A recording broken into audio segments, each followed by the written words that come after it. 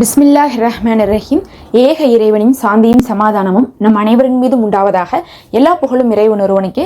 நம்ம தினமும் ஒரு இபாதத் பார்த்து வரோம். இன்னைக்கு அந்த வரிசையில் பார்த்தீங்கன்னா ஒரு அழகான ஒரு திக்ரை பார்க்க போகிறோம். சுபஹானல்லாஹ். இந்த ஒரு திக்ரை ஓதுங்க, உங்களுடைய தேவைகள் அல்லாஹுடைய புறத்திலேருந்து நிச்சயமாக பதில் கிடைக்கும்னு சொல்லலாம்.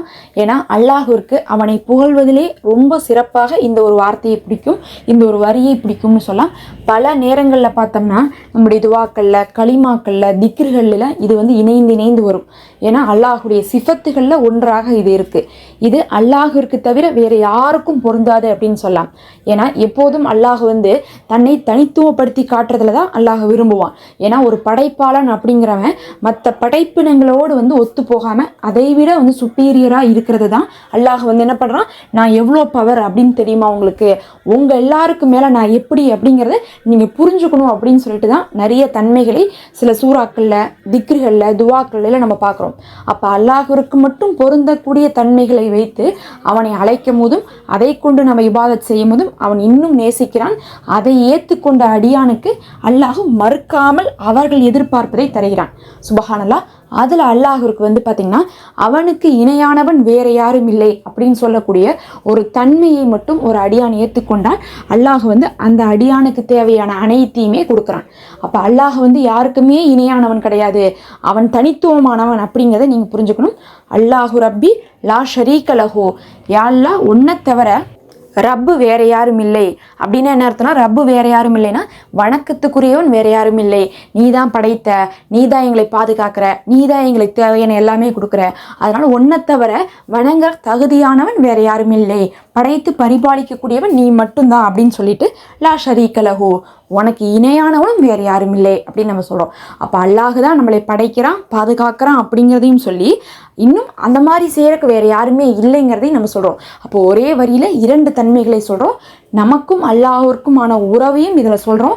அவன் படைப்பாளன், நாம் அடிமைன் அப்படிங்கிறதையும் தெரிவித்து, அதுக்கப்புறம் அந்த மாதிரி படைப்பாளன் இந்த உலகத்தில் வேறு யாருமே இல்லை, எல்லாரை விட அல்லாஹ் சுப்பீரியராக இருக்கான், எல்லாரை விட அல்லாஹ் யூனிக்காக இருக்கான், தனித்துவத்தோடு இருக்கிறான்னு சொல்லிட்டு அவனை நம்ம புகழக்கூடிய வார்த்தை தான் இந்த அல்லாஹு ரப்பி லா ஷரீக லஹு. இதை மட்டும் நீங்கள் ஹாஜத் வைத்து ஓதி பாருங்க, உங்கள் தேவை நிறைவேறும். எப்படி ஓதணும் அப்படின்னு சொல்லிட்டு பார்த்தீங்கன்னா, முதல்ல நீங்கள் பிஸ்மி சொல்லிக்கோங்க. பிஸ்மி சொல்லிட்டு 3 முறை சலவாத் ஓதிக்கொள்ளுங்க. எந்த சலவாத் வேணால் ஓதிக்கோங்க. 3 முறை சலவாத் ஓதிட்டு இந்த அமலை செய்யும் போது ஒரு நியத் வச்சுக்கோங்க. எதுக்காக இதை ஓதுறீங்களோ அதற்கான ஒரு நியத் வச்சுக்கோங்க. நியத் வச்சுட்டு அது நடக்கணும் அப்படிங்கக்கூடிய முழு நம்பிக்கையோடு இதை ஓதணும். அல்லாஹு ரப்பி லா ஷரீக லஹுன்ட்டு இதை நீங்கள் ஒரு 72 முறை ஓதிக்கொள்ளுங்க. அல்லாஹு ரப்பி லா ஷரீக லஹு, வணக்கத்துக்குரியவன் அல்லாஹ் ஒருவன் தான், அவன் தான் என்னுடைய ரப்பு, இன்னும் அவனுக்கு இணையானவன் வேறு யாரும் இல்லைன்னு சொல்லிட்டு ஒவ்வொரு தடவையும் சொல்லும் போது அதை உணர்ந்து சொல்லுங்கள். வேகமாக சொல்கிறது, கடந்து நம்ம போகிறனால நம்மளுடைய அமல்கள் நிறைவேற்றப்படுவதில்லை. ஆனால் ஒவ்வொரு வார்த்தையும் புரிஞ்சு உணர்ந்து மனசார நீங்கள் சொல்லுங்கள், ஆத்மாத்மாக சொல்லி பாருங்கள், உங்களுக்கு மறுநாளே அதனுடைய பலன் கிடைக்கும். அப்படி 72 முறை ஓதி முடித்ததுக்கு பிறகு மறுபடியும் சலவாத்தை ஓதிவிட்டு உங்களுடைய ஹாஜத்தை கேளுங்க. எதுக்காக இதை ஓதுனீங்களோ அந்த ஒரு விஷயத்தை நம்பிக்கையோடு கேட்டு, யா அல்லாஹ் நான் உன்னை தவிர யாரையும் நம்பலை, உன்னை தவிர வேறு யாரும் இருக்கிறதாகவும் நான் ஏற்றுக்கொள்ளலை, அதனால எனக்கு என்னுடைய தேவையை நான் உங்ககிட்ட தான் ஒப்படைக்கிறேன், நீயே என்னுடைய தேவையை பார்த்து பூர்த்தி செஞ்சு வச்சிருன்னு சொல்லிட்டு அல்லாஹ்விடத்துல மனசார அந்த ஒரு தேவைக்காக துவாவும் செஞ்சுக்கோங்க. இப்படி நீங்கள் செஞ்சுட்டாவே போதும், அந்த ஒரு தேவை உங்களுக்கு நிறைவேறி கிடைக்கும்.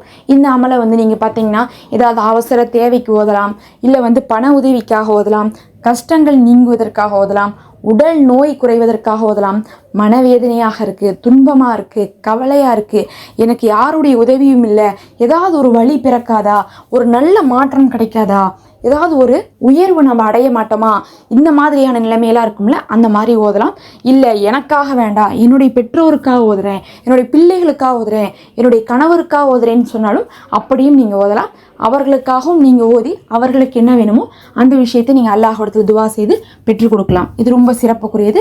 அப்போ அல்லாஹ்வை திருப்திப்படுத்தக்கூடிய இந்த வார்த்தையை ஓதி நம்ம தேவையை கேட்பது நம்ம தேவையை நிறைவேற்றி தரக்கூடியதாக இருக்குது.